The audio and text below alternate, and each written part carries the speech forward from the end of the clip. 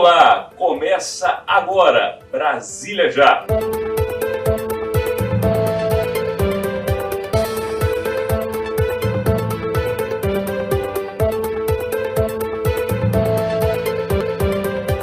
As notícias do poder e os bastidores da política.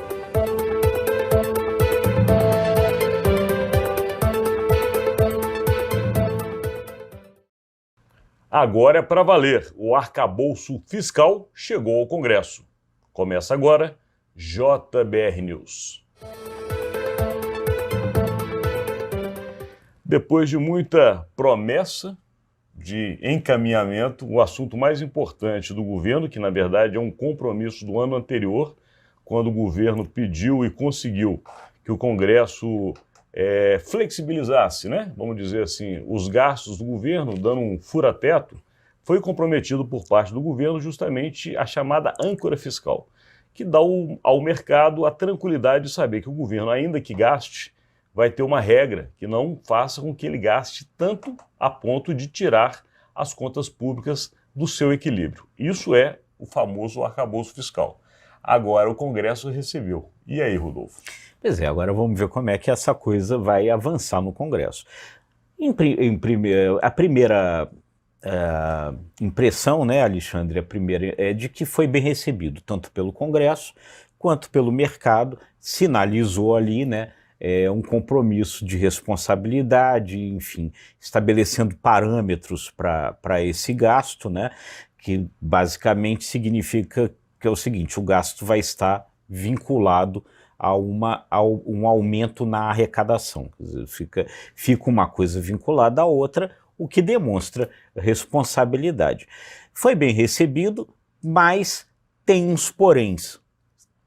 O tamanho desses poréns e quanto eles vão ser considerados agora na tramitação é que a gente vai ver agora, né? Até porque você que está do outro lado tem que levar em consideração que este é um texto que chega na Câmara e, obviamente, também no Senado, porque vai ser transitado e tramitado nas duas casas legislativas, mas é um texto básico. O governo, quando apresenta esse texto, ele demonstra ao Congresso Nacional o que ele deseja, não necessariamente o que o Congresso Nacional vai aprovar ao final, e não necessariamente é o que o governo vai sancionar também após o Congresso.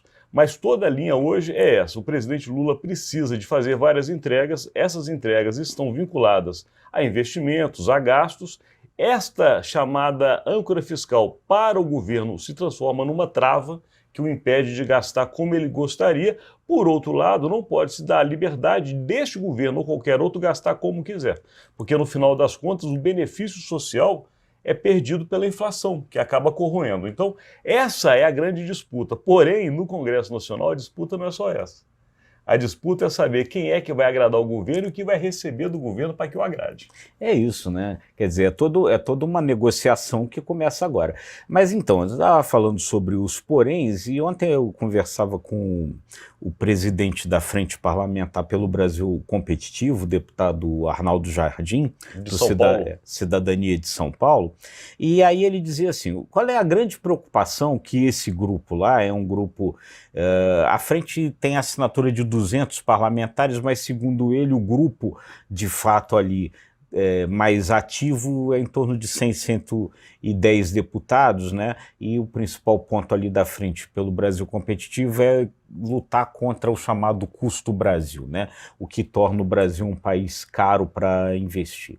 E aí o que o deputado falava é o seguinte: como ela vincula a possibilidade de aumento de gasto ao aumento da receita, a grande preocupação do deputado agora é que isso pressione um aumento de imposto, um aumento da carga tributária. Esse é o grande risco.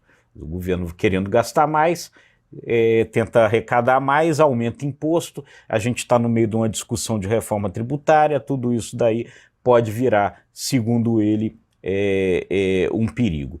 Então, são todas essas coisas que vão começar agora a ser debatidas na Câmara e no Senado. E aí a gente sabe como é que isso também funciona, né, Alexandre?